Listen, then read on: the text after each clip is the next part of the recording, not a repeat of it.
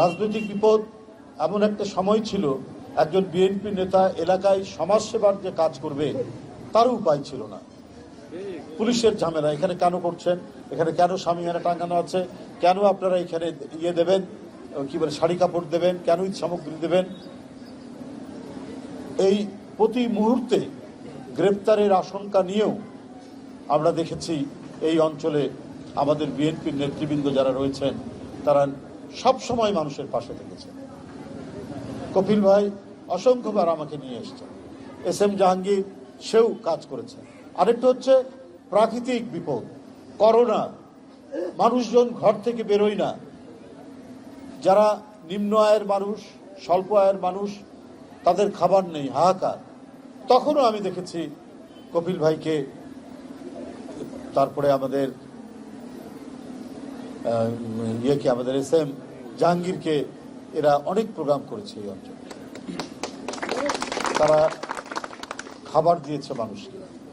অনেকবার ছুটে এসেছি এখানে কপিল ভাইয়ের আমন্ত্রণে। তো এইটা নতুন কিছু নয়। বিএনপি আজকে একটু স্বস্তির পরিবেশ, আমিনুল যেটা বলেছে, একটু শান্তিপূর্ণ বলেই আজকে মানুষের পাশে দাঁড়াচ্ছে সেটা না, বিপদকে ঘাড়ে নিয়ে সমস্ত গ্রেপ্তারের আশঙ্কা মাথায় নিয়েও মানুষের পাশে থেকেছে। তারা সমাজসেবার দৃষ্টান্ত উদাহরণ তৈরি করেছে, দৃষ্টান্ত দেখিয়েছে। এটাই জিয়াউর রহমানের রাজনীতি, এটা দেশনেত্রী বেগম খালেদা জিয়ার রাজনীতি, এটা আমাদের ভারপ্রাপ্ত চেয়ারম্যান তার রাজনৈতিক দর্শন। যত বিপদ আসবে তত মানুষের কাছাকাছি যাও, মানুষের পাশে থাকো। আমরা সেই কাজটি এখানে সবসময় করে এসেছি। তো সুতরাং কপিল ভাইয়ের কোনো আমন্ত্রণ অথবা উত্তরে আমাদের যে নেতা ক্রীড়াবিদ আমিনুল হক, সে যে কাজগুলো করে এবং আমাকে আমন্ত্রণ জানালে তার কাজে আমি কখনোই সেটাকে প্রত্যাখ্যান করি না।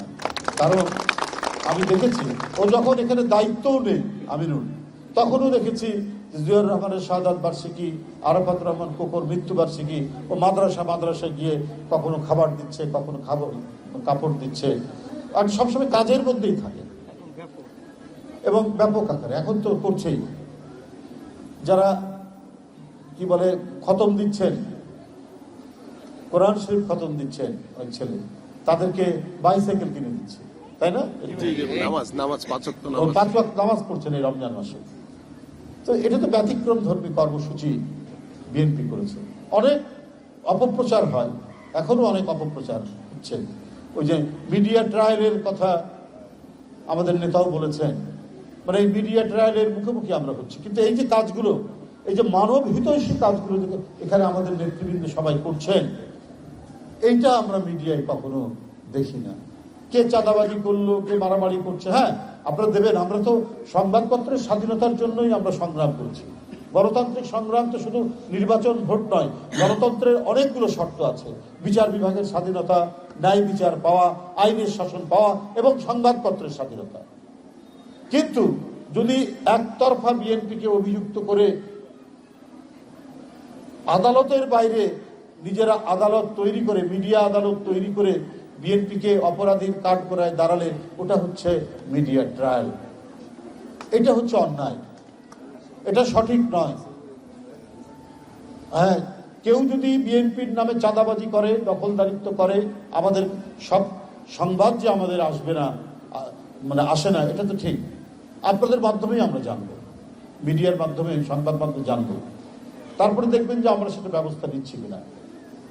ইতিমধ্যে 2,500 থেকে 3,000 বিএনপি, যুবদল, ছাত্রদলের নামে যারা বিভিন্ন জায়গায় চাঁদাবাজি করেছে, নানা ধরনের হানাহানির সাথে যুক্ত, এগুলো বহিষ্কার করা হয়েছে।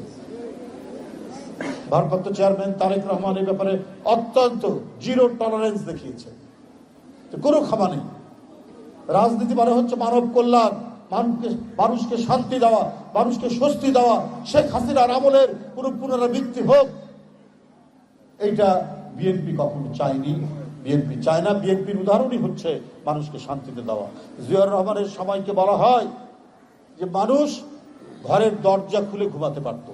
আইন শৃঙ্খলা পরিস্থিতির এমন উন্নতি তিনি ঘটিয়েছিলেন। 72 থেকে 75 গত প্রধানমন্ত্রীর পিতার আমল 20-25 হাজার বামপন্থী রাজনৈতিক নেতাকর্মীকে হত্যা, সিরাজ শিকদার হত্যা, মানুষ রাত্রে ঘুমাতে পারত না, অবাধ লুণ্ঠন, দুর্ভিক্ষ, হাহাকার, ক্ষুধার্ত মানুষ, প্রায় কয়েক লক্ষ মানুষ মারা গেছে। এই অরাজকতার পরে জিয়াউর রহমান যখন 7ই নভেম্বরের পরে ক্ষমতায় আসলেন, এই একই দেশ, তো এই একই দেশ, শান্তি, স্বস্তি, মানুষের নির্বিঘ্নে ঘুরে বেড়ানো এবং আইনের শাসন প্রতিষ্ঠা। আমরা তো তারই উত্তরাধিকার, আমরা তো জিয়াউর রহমানের উত্তরাধিকার বহন করছি। সুতরাং আজকের এই আমরা তখন ক্ষমতায় আসেনি, ক্ষমতায় তো আছেন অন্তর্বর্তীকালীন সরকার। আমরা তাদেরকে সহযোগিতা করছি, তাদেরকে সমর্থন দিচ্ছি এবং যেগুলো সমালোচনা করা দরকার আমরা সেইটুকু সমালোচনা করছি। কিন্তু আমরা ক্রমাগতভাবে আমরা সমর্থন দিচ্ছি যে এই সরকার যারা গণতন্ত্রে জীবন দিয়েছে, রক্ত ঝরিয়েছে, গণতন্ত্রের জন্য বছরের পর বছর কারাগারে থেকেছে, নিপীড়ন নির্যাতন সহ্য করেছে, আওয়ামী পুলিশ বাহিনীর কষাঘাতে কেউ পা হারিয়েছে, কেউ চোখ হারিয়েছে, কেউ অন্ধ হয়ে গেছে। এই জীবন যন্ত্রণা, এই মৃত্যুর আহ্বানকে আলিঙ্গন করি আমরা যারা শেখ হাসিনার সেই ভয়াবহ সময় অতিক্রম করেছি, আমরা তো এমন একটি স্বস্তির সময় আমাদেরকে নিয়ে আসতে হবে যেখানে অবাধ সুষ্ঠু নির্বাচন হয়। এই কথাই আমরা বারবার বলার চেষ্টা করেছি এবং অবাধ সুষ্ঠু নির্বাচনের মাধ্যমে যে সংস্কারগুলোর কথা বলা হচ্ছে, সেই সংস্কারগুলো আপনারা সুপারিশ দেন না কেন? আপনাদের সুপারিশগুলো কমপ্লিট করে আপনারা আবার মতামত চেয়েছেন, রাজনৈতিক দলগুলো সেগুলো দিচ্ছে, তারপরে সবাই মিলে আমরা প্রত্যেকেই আমার মনে হয় যে ঐক্যমত হবে। আমরা আইনি শাসন চাই না। একজন দরিদ্র মানুষ, তার প্রতি অন্যায় করা হয়েছে, সে আদালতে যাবে, আদালত ন্যায় বিচার করবে, এটাই তো আমরা চাই। আদালত হচ্ছে মানুষের শেষ আশ্রয়। এটা শেখ হাসিনার আদালত নয় যে টেলিফোনে বলে দিল অমুককে 5 বছরের জেল, অমুককে 10 বছরের জেল, ওদেরকে ফাঁসি দিয়ে দাও। আমরা ওই আদালত চাই না। আমরা এমন আদালত চাই যে আদালতে একবারে সুবিচার হবে, ইনসাফ প্রতিষ্ঠিত হবে। এটাই তো গণতন্ত্রের রীতি নীতি, এটাই তো আমাদের ধর্ম, মহান ইসলাম ধর্মে এটাই স্বীকৃতি দেওয়া আছে। আমরা সেইটার জন্যই তো আমরা লড়াই করেছি। তো সুতরাং এইটা আমাদের প্রতিষ্ঠা আমাদের করতে হবে এবং এইটার জন্য প্রত্যেকে একমত হবে এবং যারাই ক্ষমতায় আসবে, জনগণ ভোট দিয়ে যাদেরকে ক্ষমতায় নিয়ে আসবে, তারা ওই সুপারিশগুলো বাস্তবায়ন করতে বাধ্য থাকবে। উপস্থিত নেতৃবৃন্দ, অনেক কথা উঠছে যে আওয়ামী লীগ রাজনীতি করতে পারবে কি পারবে না, কিন্তু এই কথা উঠছে না যে এই যে যারা গণহত্যা চালালো তাদের বিচার হবে কিনা, কারা চালিয়েছে এটা কি মানুষ দেখেনি? কোন পুলিশ, কোন ওসি, কোন এসি, কোন ডিসি এখানে ভূমিকা রেখেছে? কার নির্দেশে, কার গলা এই গণ আন্দোলনে রক্ত ঘটানোর জন্য, ধ্বংস করার জন্য, দমন করার জন্য কার নির্দেশ? আওয়ামী লীগের কোন নেতাদের নির্দেশ রয়েছে? আপনারা এগুলোর বিচার দ্রুত নিশ্চিত করতে পারলে আওয়ামী লীগের পুরনো দল, এখন সেই দল যারা অপরাধী, অপরাধের বিচার হলে তারপরে জনগণ কাছে গিয়ে তারা, জনগণ যদি তাদেরকে রাজনীতি করার সুযোগ দেয়, তো সেখানে তো আমাদের কিছু বলার নাই। যে লোক আওয়ামী লীগের নেতৃত্বে আসবেন, সে যদি অপরাধ না করে, সে যদি ছাত্র হত্যা না করে, সে যদি কোনো অর্থ লোপাট না করে, টাকা পাচার না করে, এইরকম লোক যদি নেতৃত্বে আসে, তাহলে সেই আওয়ামী লীগ কেন রাজনীতি করতে পারবে না? আমার বক্তব্য হচ্ছে, কিন্তু যারা টাকা পাচার করেছে, যারা এই শিশু, কিশোর, আহনাফ, আবু সাইদ, মুগ্ধ, এদেরকে যারা হত্যা করেছে, তারা তো সবাই, তো তাদেরকে আমরা সবাই চিনি, তো তাদের তো বিচার হতে হবে। এই 2000-এর মতো শিশু, কিশোর, তরুণ, ছাত্রছাত্রীকে যারা হত্যা করেছে, শ্রমিক, রিকশাওয়ালাদেরকে যারা হত্যা করেছে, তাদের বিচারটাই আমরা করি না কেন? তাদেরকে দৃষ্টান্তমূলক আমরা শাস্তি দেই। যে প্রধান ছিলেন তিনি আল্লাহ বিশ্বাস করতে কিনা সন্দেহ আছে, শেখ হাসিনা। উনার ঈশ্বর ছিল টাকা। আজকে আমরা দেখতে পাচ্ছি উনার ঈশ্বর, উনার সৃষ্টিকর্তা ছিল টাকা। যার ঈশ্বর টাকা হয়, যার সৃষ্টিকর্তা টাকা হয়, সে তো কোনোদিনই ভালো কাজ করবে না। তাদের প্রত্যেকেরই বাড়ি ঘর ঢাকায় আছে, বিভিন্ন জায়গায় আছে, তারপরে সরকারি সম্পত্তি তারা লোপাট করেছে, তারা ব্যাংক খালি করে দিয়েছে। এবং এর মধ্যে এই যে ব্যাংক খালি করে দেওয়া, এই যে লক্ষ কোটি টাকা বাইরে পাচার করা, এই পাচারের মধ্যে অধিকাংশই হচ্ছে শেখ হাসিনার আত্মীয় স্বজনরা জড়িত, তাদের পছন্দনীয় ব্যবসায়ীরা জড়িত, তাদের লোকজন জড়িত। তো তাদের তো বিচার নিশ্চিত করতে হবে।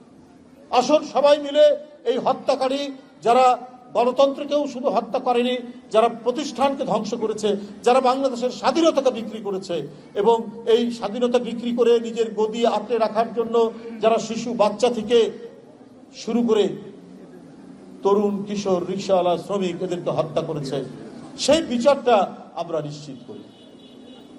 এরা বারবার যখনই মানুষকে নানা প্রলোভন দিয়ে, মানুষকে নানা ধরনের মিথ্যা কথা বলে, মিথ্যা অঙ্গীকার করে ক্ষমতায় এসে 2 বার তারা জনগণের কাছে প্রতারণা করেছে। একবার তার বাবা সব দল বন্ধ করে দিয়ে বাকশাল করলেন, আর তার মেয়ে নতুন কায়দায়, নতুন ভাবে, আরো জঘন্যতম, আরো ভয়াবহতম বাকশাল তৈরি করে বিরোধী দলের কণ্ঠস্বর, মানুষের কথা বলা, শেখ হাসিনার বিরুদ্ধে ন্যূনতম কেউ আওয়াজ করলে তার স্থায়ী ঠিকানা হয় কারাগার, আর অস্থায়ী ঠিকানা হয় তার বাড়ি। এই ছিল শেখ হাসিনার আমল। সুতরাং সেই রাজত্ব যাতে ফিরে না আসে, সেগুলো নিশ্চিত করেই তো গণতন্ত্রে যার যার জায়গা, যার যার রাজনীতি করার অধিকার, সেই অধিকার নিশ্চিত করবে। সেটা নিশ্চিত করে গণতান্ত্রিক পদ্ধতি, গণতন্ত্রের চর্চার মধ্যে। যে হালুয়া রুটি খেয়েছে এই ফ্যাসিবাদের, তার বিচার হতে হবে। যে মাংস খেয়েছে এবং ওই মাংসের ঝোল যে খেয়েছে, তারও বিচার হতে হবে। তাহলে দেখবেন ফ্যাসিবাদের উত্থান ঘটানোর আর কেউ চেষ্টা করবে না। এটা যদি সত্যিকার অর্থেই শেখ হাসিনার বিচার নয়, একেবারে আদালতের ন্যায়সঙ্গত বিচার হলে পরে আর ফ্যাসিবাদের জন্ম হবে না। তখন কে বিচার, কে রাজনীতি করবেন না করবেন, সেই দায়িত্ব জনগণ নিয়ে তাকে সেইভাবেই তাকে সমর্থন করবে জনগণ। আমি আর দীর্ঘায়িত করতে চাই না। আবারও ধন্যবাদ জানাই যারা এখানে ঈদ সামগ্রীর আয়োজন করেছেন, বিশেষ করে দরিদ্র মানুষের মাঝে। আমি তাদেরকে আন্তরিক শুভেচ্ছা জানাই, ধন্যবাদ জানাই। তারা সব সময়ের জন্য এটা করে এসছেন, আজও করছেন, তারা এইভাবে করে যাবেন। আল্লাহ যেন তাদের তৌফিক দেন। খোদা হাফেজ।